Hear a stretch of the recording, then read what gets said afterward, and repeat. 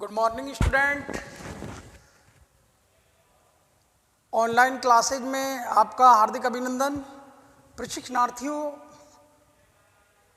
BA BEd, BSc BEd, 4th year, gender school and society, आप पढ़ रहे हैं कार्यस्थल पर महिलाओं के साथ होने वाले उत्पीड़न को। कार्यस्थल पर यौन उत्पीड़न क्या है? प्रशिक्षणार्थियों, कार्यस्थल पर महिला सदस्यों के खिलाफ पुरुष सहयोगी सदस्यों के द्वारा यौन संपर्क की मांग करना या जोर जबरदस्ती करना और लैंगिक टिप्पणियां करना, ये सभी यौन उत्पीड़न की श्रेणी में आता है।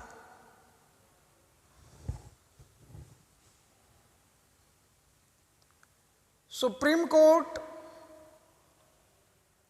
राजस्थान सरकार और विशाखा के इस केस में अपने सुझाव इस प्रकार से दिए। यौन उत्पीड़न की कोई सर्वमान्य परिभाषा नहीं है, लेकिन माननीय सर्वोच्च न्यायालय ने ये कुछ बातें बताई जो यौन उत्पीड़न की श्रेणी में रखी जा सकती हैं। नंबर 1, शारीरिक संपर्क की मांग करना। नंबर 2, यौन संकेतों से भरी टिप्पणियां, अश्लील साहित्य, चित्र, मूवी आदि दिखाना, अश्लील तस्वीरें दिखाना, लिंग आधारित अपमान करना कि उनके महिला होने के लिए उनको अपमानित किया जाए, अश्लील मजाक लिखकर, कोई बातचीतों को लिखकर देना और कामुक संकेत महिलाओं की तरफ, शारीरिक छेड़छाड़, यौन हमला, स्पर्श, नोचना, पकड़ना, शरीर रगड़ना आदि। और इसका सबसे गंभीरतम जो 10 नंबरी दिखाई दे रहा है वो ये रहा 10 नंबरी गंभीरतम रूप है। यौन उत्पीड़न का गंभीरतम रूप है बलात्कार, महिला का संभोग करना उसकी इच्छा के विरुद्ध। एक लाइन जोड़ दी गई है। सर्वोच्च न्यायालय के द्वारा यौन उत्पीड़न को इस प्रकार से परिभाषित किया गया है कि महिलाओं की कार्यस्थल पर अपने सहयोगियों के द्वारा इच्छा के विरुद्ध कोई भी ऐसा कार्य जो महिलाओं की गरिमा को चोट पहुंचाता हो, वो सारा का सारा यौन उत्पीड़न कहलाएगा।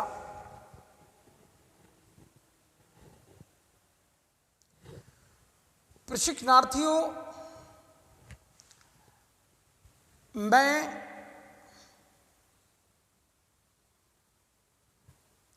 यौन उत्पीड़न के बारे में या कार्यस्थल पर होने वाले महिला शोषण के बारे में, यौन शोषण के बारे में आपको जानकारी दे रहा हूं। प्रशिक्षणार्थियों, कार्यस्थल पर महिला सहयोगियों के खिलाफ पुरुष सहयोगियों का अवांछित यौन संपर्क, जोर जबरदस्ती करना, ये सब यौन उत्पीड़न की श्रेणी में आता है। महिला की इच्छा के विरुद्ध उनसे शारीरिक संपर्क की मांग करना, महिलाओं को यौन संकेतों से भरी टिप्पणियां करना, द्विअर्थी संवाद, द्विअर्थी डायलॉग, कुछ लोग महिलाओं को देखकर बोलते हैं और ऐसी टिप्पणियां, अश्लील साहित्य, चित्र, मूवी आदि दिखाना, कंप्यूटर पर कोई कर्मचारी सहयोगिनी बैठी हुई हैं और उस कंपनी के अन्य एम्प्लॉय के द्वारा, सहयोगियों के द्वारा या बॉस के द्वारा उसके सामने कोई ऐसी तस्वीर जो अश्लील चित्र वाली तस्वीर हो वो देना, दिखाना, अश्लील मूवी दिखाना, पॉर्न मूवी दिखाना, ये सब महिलाओं की गरिमा के विरुद्ध है। और इसके लिए एक शब्द का प्रयोग किया गया है, यौन उत्पीड़न। महिलाओं को ना अश्लील साहित्य, जो बहुत सारी पुस्तकें ऐसी आती हैं जिनमें गंदी गंदी गालियां लिखी रहती हैं, अश्लील बातें लिखी रहती हैं, उन अश्लील पुस्तकों को, उन अश्लील साहित्यों को और द्व्यर्थी संवादों को, द्व्यर्थी गीतों को, ऐसे गीतों को गाना, ये सब माननीय सर्वोच्च न्यायालय ने महिलाओं को उत्पीड़ित करने के लिए यौन उत्पीड़न की श्रेणी में रखे गए हैं। प्रशिक्षणार्थियों, महिलाओं से अश्लील मजाक करने के लिए या कुछ अश्लील बातों को लिखकर देने के लिए या कामुक संकेत करने के लिए महिलाओं के लिए कार्यस्थल पर सर्वोच्च न्यायालय ने यौन उत्पीड़न की श्रेणी में रखा है। महिलाओं से शारीरिक छेड़छाड़, उनके ऊपर यौन हमला, उनको छूना। अब छूने के लिए यहाँ दो शब्द आते हैं। माना कि आप फिजिकल टीचर हैं, शारीरिक शिक्षक हैं, आप अपनी बालिकाओं को, शिष्याओं को छू सकते हैं, बशर्ते कम जब आवश्यकता हो उनको समझाने की दृष्टि से। इसको और आसान कर देता हूं, स्पर्श करने की जो बात है, तो आप अगर ट्रेनर हैं और ट्रेनिंग दे रहे हैं, प्रशिक्षण देते समय माना कि आप अपने प्रशिक्षणार्थियों को स्विमिंग सिखा रहे हैं,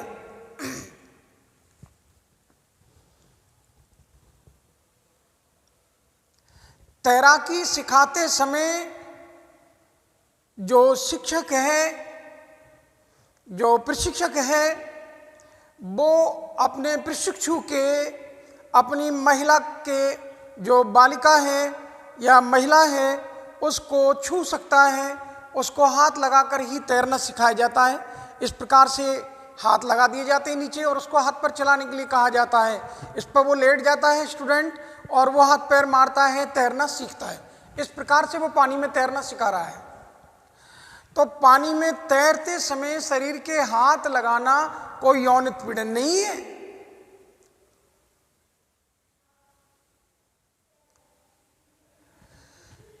आप प्रशिक्षण देने के बाद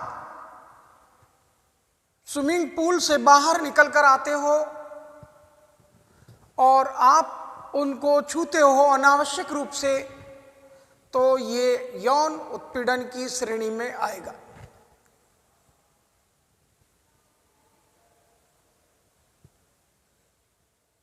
क्या आप मेरी बात समझ सकते हैं? एक शिक्षक प्रशिक्षक का अपने असिस्टेंट को, कर्मचारी को, जिसको ट्रेनिंग दी जा रही है, जिसको प्रशिक्षित किया जा रहा है तैराने के लिए, तैराक बनाया जा रहा है, तैराकी सिखाई जा रही है, उसको सिखाने के लिए कोई अपराध नहीं है। अपराध ये है कि अनावश्यक रूप से आप छुएं और उस छूने वाली महिला को, उस छूने वाली बालिका को असहज महसूस हो। सहज में नेचुरल कोई बात नहीं, अननेचुरल जब हो, अप्राकृतिक जब ये क्रिया हो, तो ये यौन उत्पीड़न की श्रेणी में रखा जाएगा। स्पर्श करना, अनावश्यक रूप से छूना,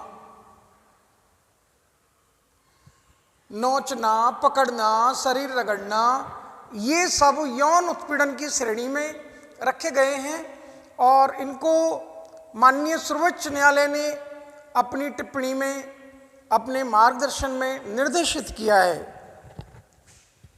इसका गंभीरता रूप मैंने आपको बताया बलात्कार है, और किसी महिला का उसकी इच्छा के विरुद्ध ये संभोग करना बलात्कार की श्रेणी में रखा गया है। माननीय सर्वोच्च न्यायालय ने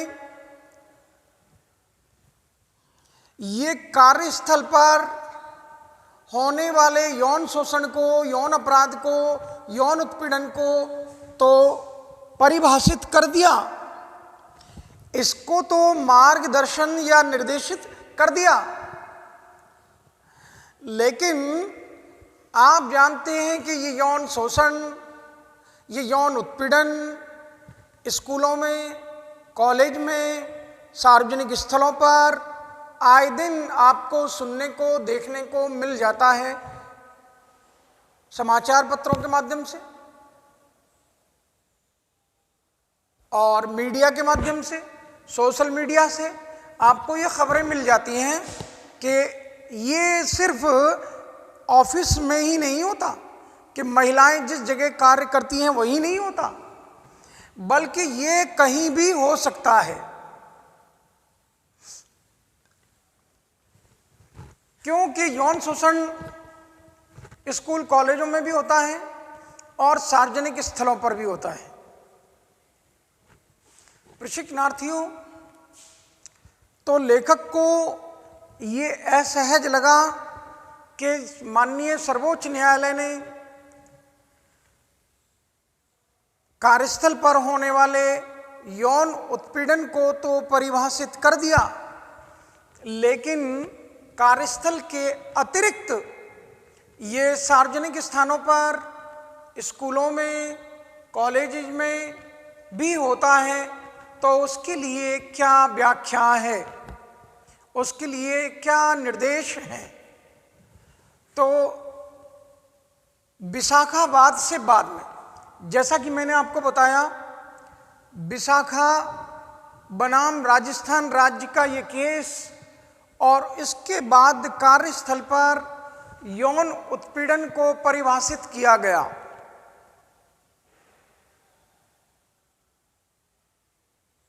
इसकी एक छोटी सी इंटरनल स्टोरी है, अंतरकथा है, वो जान लीजिए। विशाखाबाद और राजस्थान राज्य। बंवरी नाम की एक सामाजिक कार्यकर्ता थी जो बाल विवाह प्रथा का विरोध कर रही थी। 92 के बाद है ये, 1992 के बाद। वो बाल विवाहों का विरोध करने वाली सामाजिक कार्यकर्ता थी। लोगों ने उस भंवरी देवी को यौन उत्पीड़न का शिकार बनाया और उसके विरुद्ध खड़े हो गए, और यहाँ तक खड़े हुए कि उसके बाल विवाह का विरोध करने लगे कि आप बाल विवाह का विरोध क्यों करती हो, ये हमारी पीढ़ियों में चला रहा है। और उसका परिणाम ये निकला, विवाद इतना बढ़ा कि उस भंवरी का लोगों ने बलात्कार भी कर लिया, यौन शोषण भी कर दिया, उसका रेप भी हुआ। तो 1997 में एक एनजीओ ने, जिसका नाम विशाखा था, उसने राजस्थान सरकार के खिलाफ ये सुप्रीम कोर्ट में याचिका लगाई, और जब फैसला आया तो माननीय सर्वोच्च न्यायालय ने ये मार्गदर्शक मंडल के द्वारा ये निर्देशित किया कि कार्यस्थल पर होने वाला तमाम जो अपराध है, चाहे वो बातचीत के माध्यम से हो, संपर्क के माध्यम से हो, लिखकर हो, तस्वीर दिखाने से हो, चित्र आदि दिखाने से हो, ये सारी अश्लील बातें, अश्लील मजाक, अश्लील चित्र, ये सब के सब नोचना, स्पर्श करना, रगड़ना, पकड़ना और यौन हमला करना और महिलाओं की इच्छा के विरुद्ध यौन शारीरिक संपर्क स्थापित करना, ये सब यौन उत्पीड़न की श्रेणी में रखा गया। प्रशिक्षणार्थियों, ये यौन उत्पीड़न की श्रेणी में तो रख दिया गया, लेकिन इस यौन उत्पीड़न को जो महिलाओं के संग हो रहा था या बंवरी देवी के केस को विशाखा एनजीओ ने लड़कर और ये माननीय सर्वोच्च न्यायालय ने ये अपना फैसला दिया और ये व्याख्या की कि यौन उत्पीड़न ये है, ठीक है, लेकिन कार्यस्थल के अतिरिक्त अन्य जगह पर भी हो जाता है। जैसे घरेलू कर्मचारी अर्थात घर पर कार्य करने वाली महिला के साथ भी ये यौन शोषण, यौन उत्पीड़न हो जाता है। या व्यक्तिगत किसी ऑफिस में आप गए हैं, महिला कोई गई है किसी कार्य के लिए और वहाँ भी उनका यौन शोषण, यौन उत्पीड़न हो जाता है, तो वो भी यौन उत्पीड़न की श्रेणी में ही रखा जाएगा। माना कि आप एम्प्लॉय ना हो, आप किसी कार्य स्थल पर अपने काम से गए हैं या अपने परिवारजनों के काम से महिला गई है और उसका यौन उत्पीड़न हो गया, उसको लैंगिक टिप्पणियों का सामना करना पड़ा, अश्लील साहित्य का सामना करना पड़ा, अश्लील मजाक का सामना करना पड़ा, लिंग आधारित टिप्पणियां की गई, जोर जबरदस्ती की गई, उसको पकड़ा गया, नोचा गया, शरीर रगड़ा गया, शारीरिक छेड़छाड़ की गई, स्पर्श किया गया, तो ये उस घर की नौकरानी के लिए भी वही कानून है जो आपके कार्य करने वाली महिलाओं के लिए है। क्योंकि किसी रिसर्च करने वाले शोधार्थी ने यह निर्णय पाया कि न्यायपालिका विशाखा के केस से पहले असंवेदनशील थी। सरकार, वो माननीय सर्वोच्च न्यायालय या न्यायपालिकाएं असंवेदनशील थी इस केस से पहले।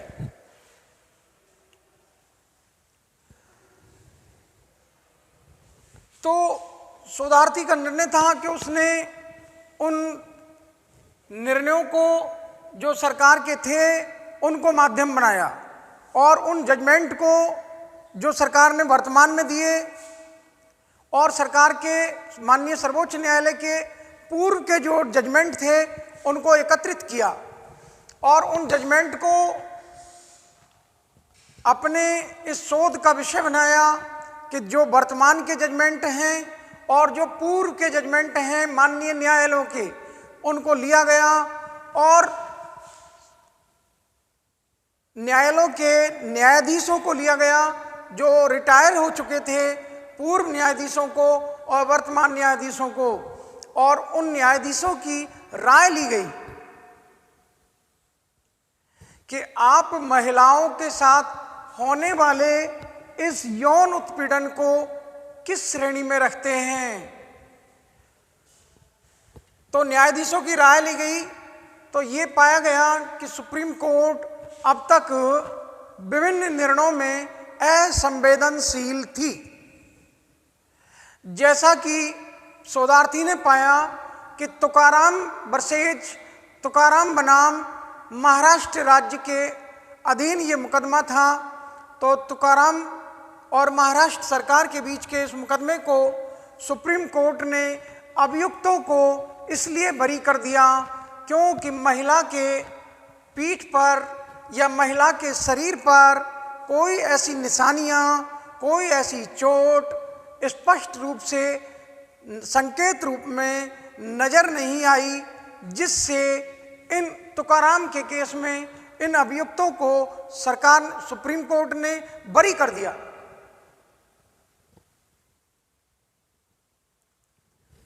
क्या आप मेरी बात समझ सकते हैं? मैं आपसे क्या जिक्र कर रहा हूं? तुकाराम वर्सेज महाराष्ट्र राज्य, और ये केस ऐसा था कि एक महिला के साथ में जाति हुई और उस जाति को तुकाराम और राज्य सरकार ने लड़ा। तो तुकाराम अभियुक्तों को इसलिए छोड़ दिया गया कि सरकार ने, सुप्रीम कोर्ट ने ये माना, जजमेंट ये दिया है, जो शोधार्थी ने जजमेंट लिए न्यायालय के पूर्व जजमेंट और वर्तमान दोनों जजमेंटों को लिया गया और देखा गया कि माननीय न्यायालय ने क्या निर्णय दिए हैं।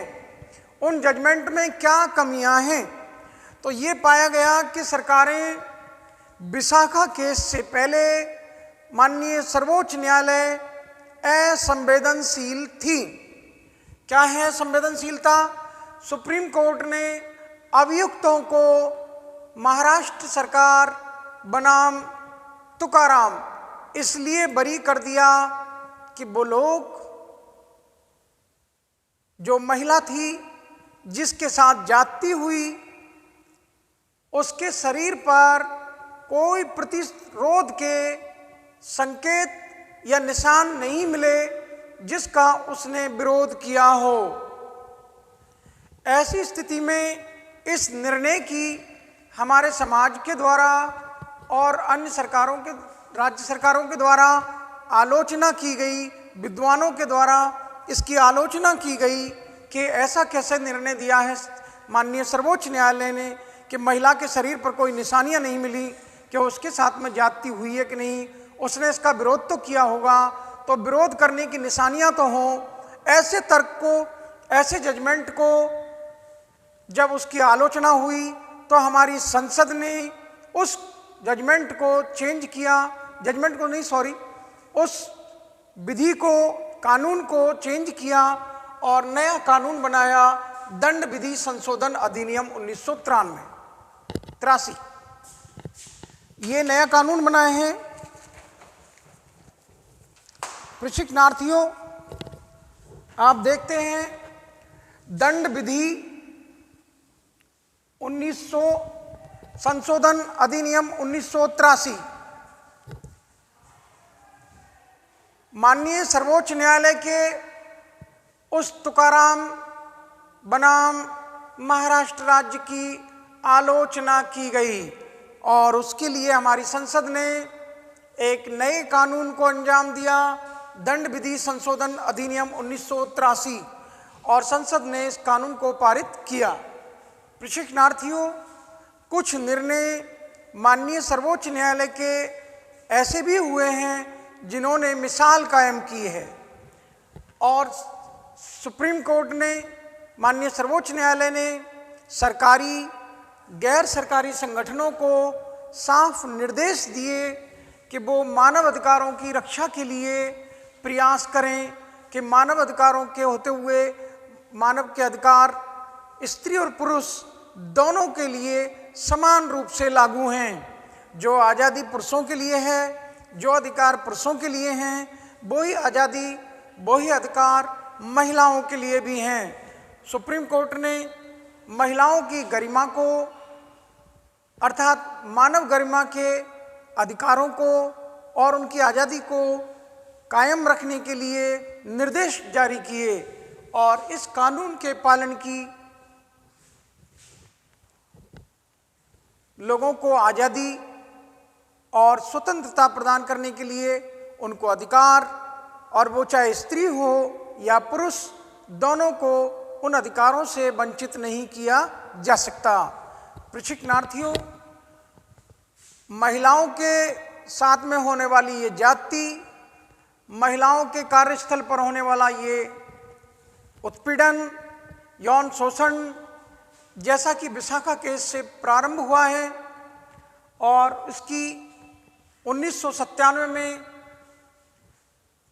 विशाखा बनाम राजस्थान राज्य को, इस केस को जब सुप्रीम कोर्ट में पारित किया गया तो सुप्रीम कोर्ट ने इस केस की टिप्पणी पर अपने विचार इस प्रकार से दिए, जैसा कि मैंने आपको बताया कि महिलाओं के साथ होने वाला कोई भी ऐसा आचरण जो महिलाओं की इच्छा के विरुद्ध हो, महिलाओं की इच्छा के विरुद्ध कोई भी ऐसा कार्य, चाहे वो बातचीत के माध्यम से हो, चाहे वो संकेत के माध्यम से हो, चाहे वो शरीर को छूने के माध्यम से हो या अश्लील साहित्य दिखाने के माध्यम से हो, वीडियो मूवी या पॉर्न मूवी दिखाने के माध्यम से हो, वो सब के सब यौन उत्पीड़न की श्रेणी में आता है।